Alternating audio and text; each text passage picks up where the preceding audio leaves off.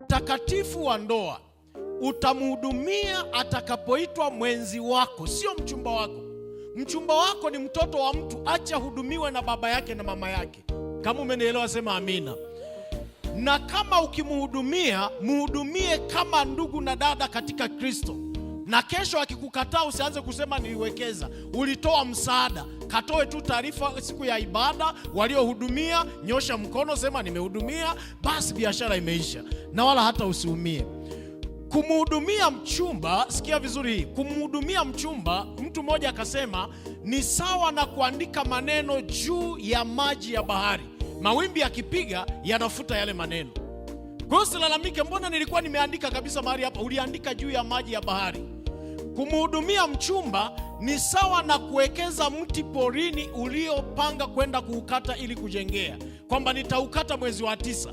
Utakuta wenzako walishakata tayari na hauna cha kulalamika. Na mimi ngoja niwaambie, kwa sababu mlikuwa mjui siwezi kuwalaumu, lakini kuanzia leo ukimhudumia ambaye sio mwenzi wako, hata akikukataa wala hana hatia kabisa mbele za Bwana. Kwa hiyo mabinti mtakaoanza kupewa hela kuanzia leo, pokeeni, maana ni wajinga wameamua kuhudumia, wala haina dhambi mahali popote. Ila kuanzia jana kurudi nyuma mlikosea, kwa hiyo mkaungame. Leo mambo muhimu yaliyosahauliwa na wazazi, sehemu ya kwanza. Mambo muhimu yaliyosahauliwa na wazazi, sehemu ya kwanza. Na tamani nizungumzia mambo muhimu yaliyosahauliwa na wazazi, sehemu ya kwanza. Kitabu kile cha Zaburi ya 127 na ule mstari wa 3 hadi wa 5. Zaburi ya 127 mstari wa 3 hadi wa 5 anasema, tazama wana ndio urithi wa Bwana, uzao wa tumbo ni thawabu. Kama mishale mkononi mwa shujaa. Hili neno lisikie vizuri. Kama mishale mkononi mwa shujaa, ndivyo walivyo wana wa ujanani. Juzi niliona mmoja nitumia comment akasema, kwa nini pasta unataka tuolewe mapema?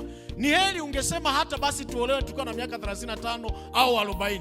Yaani umekazia ukasema miaka 30 kushuka chini. Nataka nikwambie hata hiyo 30 nimekupendelea. Kwa sababu gani? Biblia inasema wana wa ujanani ni kama mishale mikononi mwa shujaa. Na ujana unaanzia wapi?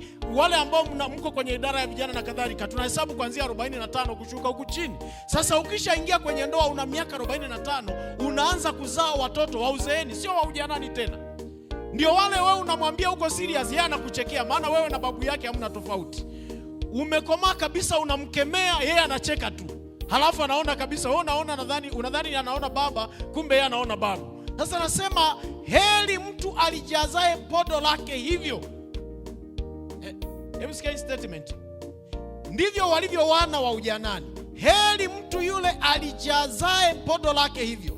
Naam, hawataona aibu wanaposema na adui langoni.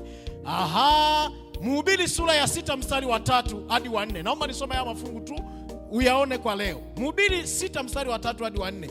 Mtu akizaa watoto 100, akaishi miaka mingi, nazo siku za maisha yake ni nyingi, lakini nafsi yake haikushiba mema, tena ikiwa zaidi ya hayo amekosa maziko.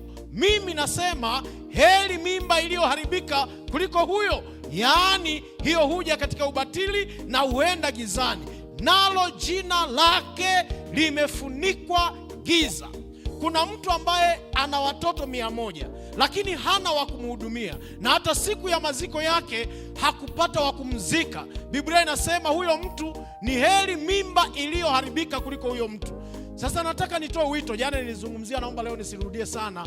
Watoto ambao mna wazazi wenu bado wako hai, mahali baraka zilipofungwa, namba 1 ni kwa wazazi. Trust me, hata kama ungekuja mahali hapa ukaombewa asubuhi na jioni, Pastor Singo na Pastor Butoke wakakuwekea mikono, lakini kwa wazazi hauonyeshi adabu na heshima, na nataka nikwambie, unatoka hapa na maombi yanaishia hapa, hakuna utakachokipokea. Usitoke nyumbani umeyakoroga ukasema nitakimbia kwa watumishi wataniombea. Sisi hatuna nguvu ya kumzidi mzazi wako.